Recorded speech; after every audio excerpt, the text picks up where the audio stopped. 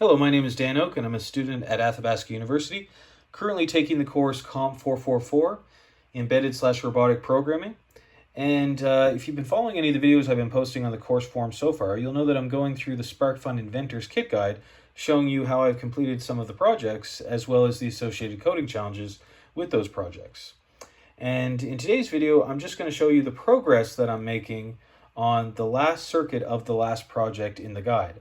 So this torn apart robot right now represents the progress I'm making on circuit 5C, or at least the coding challenge associated with circuit 5C for project 5. So the regular circuit just has the car drive autonomously using the the ultrasonic sensor, and basically if it gets close to an obstacle, it stops, turns, and drives away, so avoiding obstacles.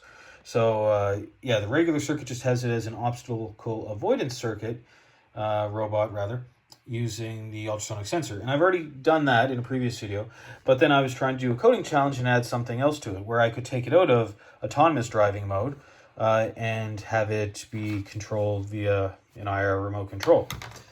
And I also wanted to incorporate this RFID reader, so that way, just like a normal vehicle, you need the right key in order to start the vehicle.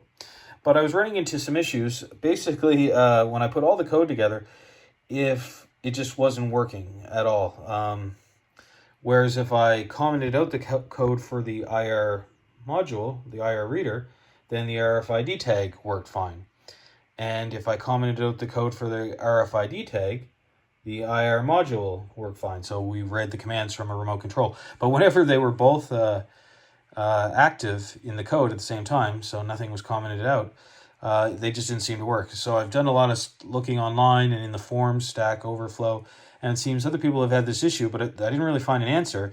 It just seems that the main consensus is that there seems to be timing issues with the way that the libraries work, specifically the way that the MFRC 522 library, which is the a very common library for RFID tags, and the IR remote libraries work.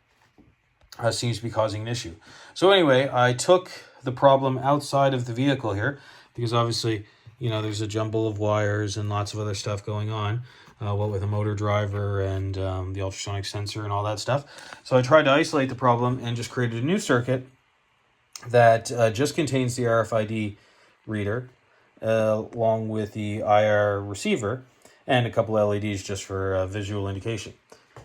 And so I've created some really simple code, which I'm not really going to go through, but basically it just says that if I'm trying to use the IR remote to do anything, like we'll try right now, nothing's happening. You can see that the IR receiver is receiving something as I press the button, but nothing is showing up. So there's no, and I'll just restart that so you guys know that that's how it's started. So again, when I restarted it, I just get RFID reader initialized, IR receiver initialized. So both components are initialized, but again, nothing is happening as I press the buttons. Now, the way I have the code set up is that if I scan an RFID tag or card, if it's the right card, then it's going to allow me access and actually allow IR communication. But this is the wrong card, so we should get a red light. Correction. Let's move this over here. So I keep getting access denied. And a very tiny flash of the red light underneath, which I may have been blocking with the card now that I think about it. But again, I tried doing that a bunch of times, the access is denied. And so you'll see I still can't do IR communication. I can, press the button. The IR receiver is clearly receiving something indicated by the red light, but nothing's happening. However, if I scan with the right card,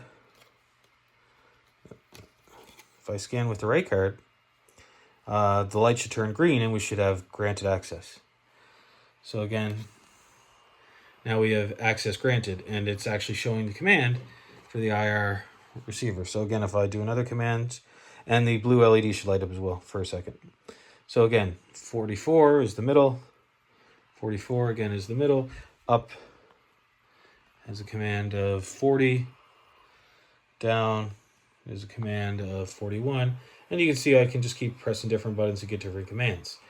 So now that we have access, the IR remote seems to be working, receiving data.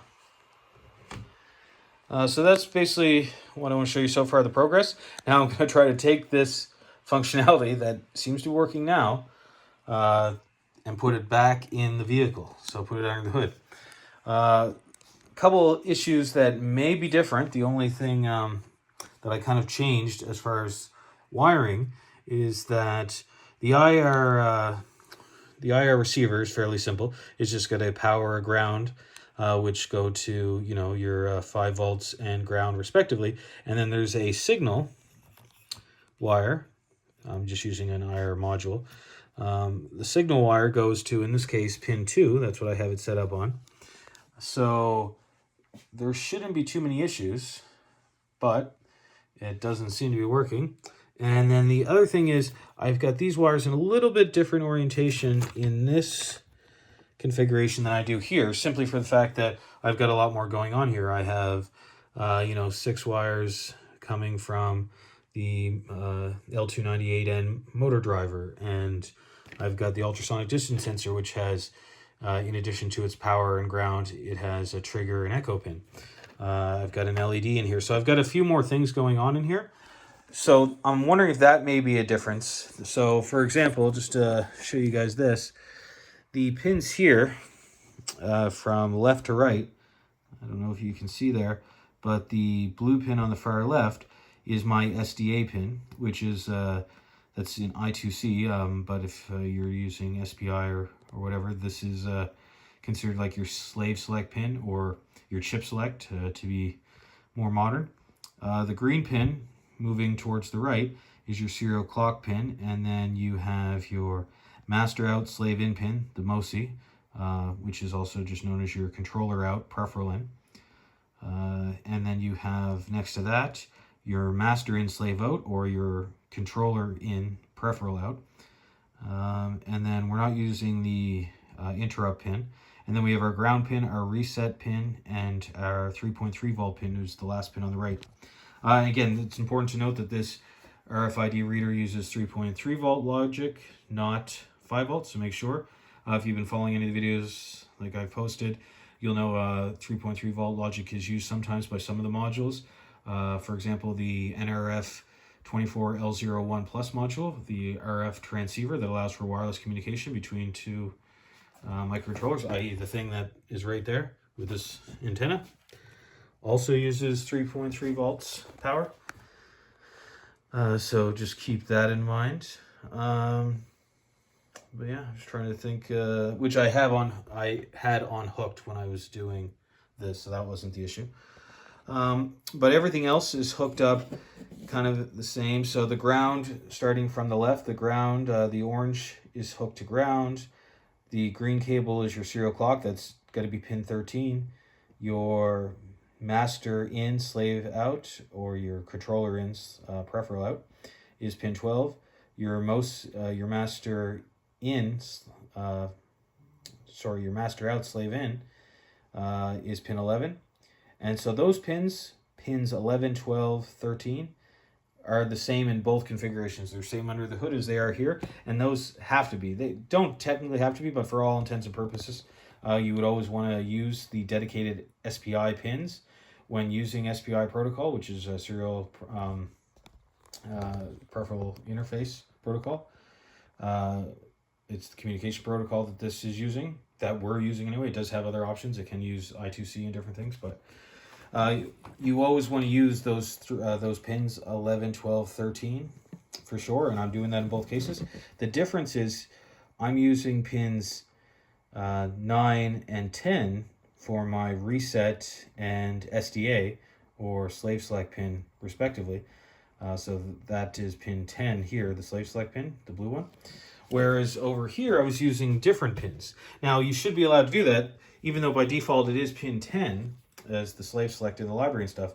I've used the correct constants in my other code and set it up as just another digital pin, same with the reset pin. But that's really the only difference wiring wise, so it shouldn't cause too many issues. So like I said, I'm going to try to take what's here and put it in here, and we'll be back.